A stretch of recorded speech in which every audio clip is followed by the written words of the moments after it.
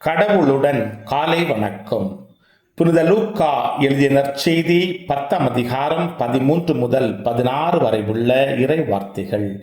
அக்காலத்தில் இயேசு கூறியது: கொராசின் நகரே ஐயோ உனக்கு கேடு, பெத்சைதா நகரே ஐயோ உனக்கு கேடு.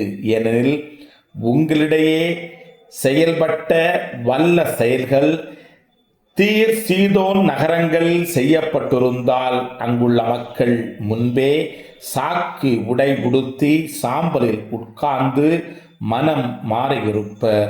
எனினும் தீர்ப்பு நாளில் தீருக்கும் சீதோனிக்கும் கிடைக்கும் தண்டனையை விட உங்களுக்கு கிடைக்கும் தண்டனை கடினமாகவே இருக்கும்.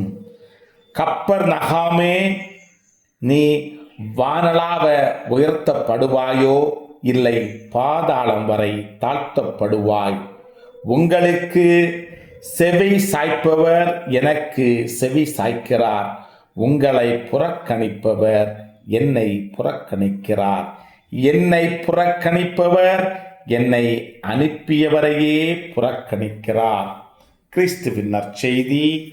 இந்த நாள் இனிய நாளாக அமைய வாழ்த்துக்கள். பல பல பல புதுமைகள், பெருமைகள், இனிமைகள் இறங்கிய நல்ல நாள், ஒரு நல்ல நாள், நம் தேவன் தந்த நாள். இது நல்ல நாள், ஒரு நல்ல நாள், நம் தேவன் தந்த நாள்.